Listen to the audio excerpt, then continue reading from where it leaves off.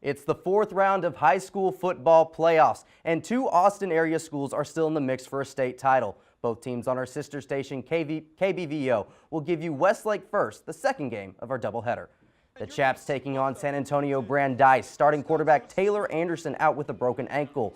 Drew Willoughby with the start. Willoughby looking, finds Mason Mangum for the opening score. Some current Longhorns and former Chaps Sam Ellinger and Brecken Hager there taking it all in. Second quarter now, Kirkland Michaud in at quarterback. Hits Jackson Coker for 36 yards and the score, 14-0 Chaps.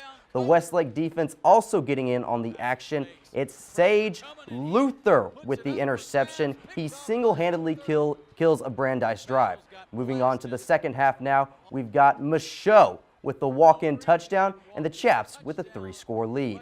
And here comes that Westlake defense once again. Drew Webster and William Robertson, they combined for the safety and put the Chaps up 23-0. Westlake over Brandeis with a 26-0 final. They continue to put us on their back. I'm so proud today offensively of those two young quarterbacks. They were productive, got the job done, and it was a great team effort. Like, we know our offense, we're missing some guys, but I mean, we know that we got to go out there and do our job and make sure that they don't put any points up. Westlake takes on Westbrook Saturday afternoon at Katie's Legacy Stadium, with the winner moving on to the state championship. Now to Lake Travis and Judson, two schools with a combined 12 state titles. We're starting in the second, tied at 7.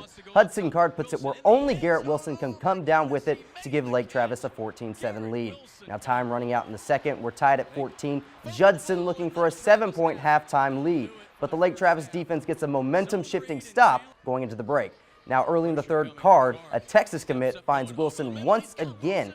Judson with no chance to catch him. It's a 60-yard touchdown and a 21-14 Lake Travis lead.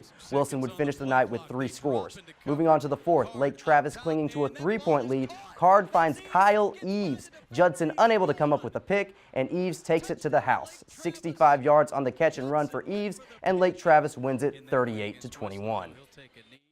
Judson is a tremendous program, and we always have great battles with them. I hate it. We're in the same region, and somebody's got to be done. That's the way it goes. Proud of our bunch and everybody. It's a great team win. I mean, it's great. Our goal's a little bit farther, and we know that coming into the season, but we knew we'd have to play well against Judson, and we did that.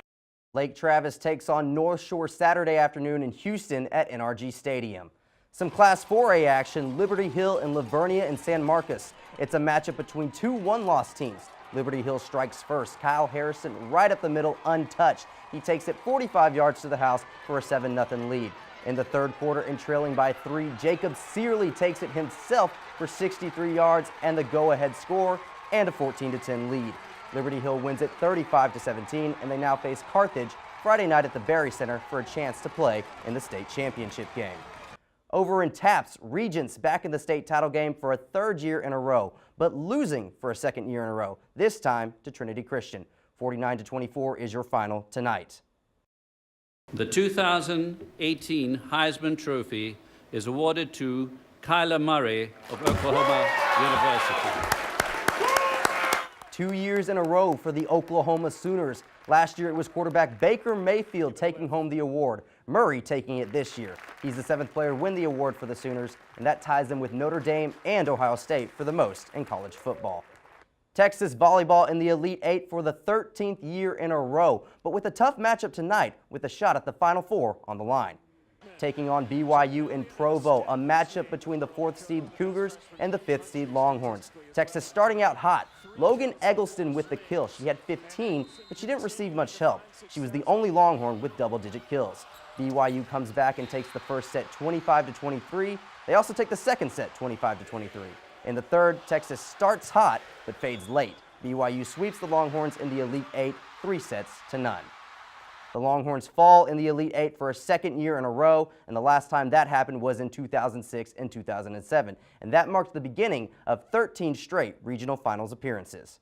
Moving on to basketball, Shaka Smart and the Longhorns on a 3-game losing streak. They look to get back on track against Purdue. Texas has lost back-to-back games to open a 6-game homestand, with both losses coming to mid-major schools. Purdue is a bit of a step up in competition, and the Longhorns know just how important this game is.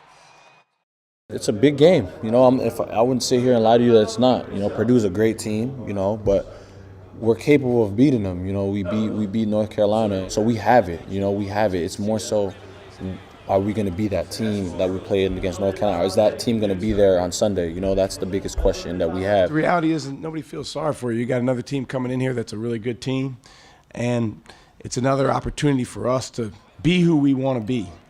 And nobody's going to make it easy on us. We have to create that ourselves. Well, that's it for sports tonight. I'm Jonathan Polasic. We've got weather for you coming up next.